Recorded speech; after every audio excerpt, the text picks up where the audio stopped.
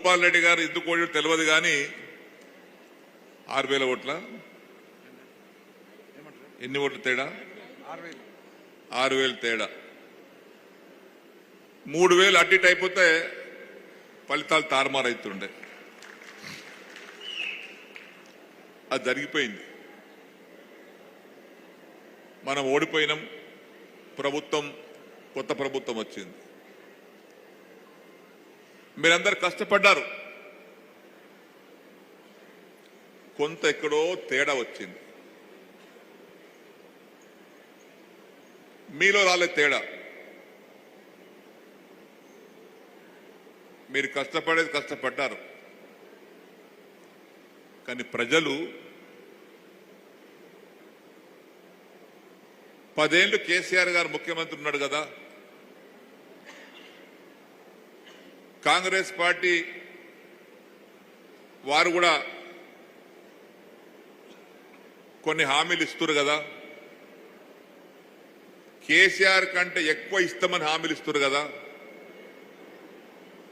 ఒకసారి చూద్దామని ప్రజలు నమ్మి మోసపోయింది. కేసీఆర్ తప్పు చేసిండని ఓడించలే. కేసీఆర్ కంటే రేవంత్ రెడ్డి చాలా పెద్ద పెద్దగా మాట్లాడుతున్నాడు, ఆయన వస్తే ఇంకా కొద్దిగా ఎక్కువ చేస్తాడేమని నమ్మి ప్రజలు మోసపోయింది. ఇప్పుడు జరిగింది ఏంటి? మనమేం చెప్పాల్సిన అవసరం లేదు. రేవంత్ రెడ్డి గారి మాటలు వింటే 100 రోజుల లోపట, ప్రభుత్వం వచ్చినటువంటి 100 రోజుల లోపట మేము ఇచ్చినటువంటి హామీలన్నీ అమలు చేస్తామని మాటిచ్చాడు. అందులో 6 గ్యారంటీలు, 13 హామీలు ప్రజలు నమ్మారు. ఎక్కువ తేడా కూడా లేదు. మనం ఓడినటువంటి స్థానాలు 14 స్థానాలు ఉన్నాయి. 6,000 లోపే 14 ఉన్నాయి. 39 గెలిచినాం.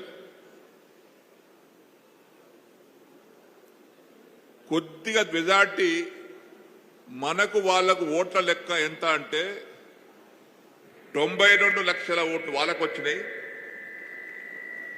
87,50,000 ఓట్లు మనకు వచ్చినాయి. పెద్ద తేడా లేదు. 1.8% తేడా, 2% కూడా తేడా లేదు, 2% కూడా లేదు.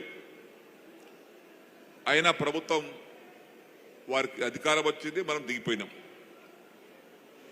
మీరు పరిపాలించండి, కానీ ప్రజలకు మోసం చేయకండి. ఒక్కటి అడుగుతున్నాను రేవంత్ రెడ్డి గారికి, మీ అందరికి కూడా. రైతు బంధు ఇస్తామన్నాడు, 15,000 ఇచ్చిండా? రుణమాఫీ చేస్తామన్నాడు, చేసిండా? 24 గంటల కరెంట్ ఇస్తానని ఇస్తుండా?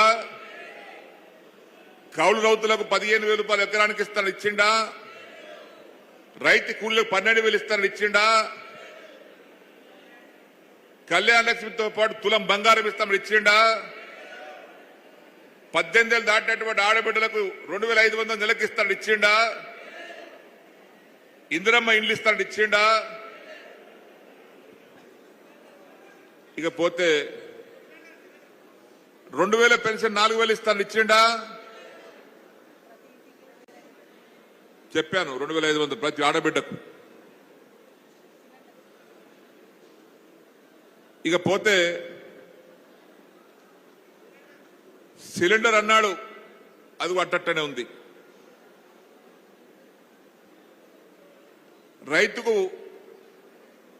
మద్దతు ధర కంటే 500 లెక్క బోనస్ ఇస్తాడు, ఇచ్చిండా? మరి ఏమయ్యనోనికి మనమే చేద్దాం ఇయ్యాలా? మనం కూడా వాటి చేసి చూపాలి కదా. ఆయన ఏ నిబంధనకి మన జవాబు ఏముండాలి? ఓట్లతోటి దిమ్మ తిరగట్టట్టు ఉండాలి. అబద్ధం చెప్పేవాడికి ప్రజలను మోసం చేసి అబద్ధం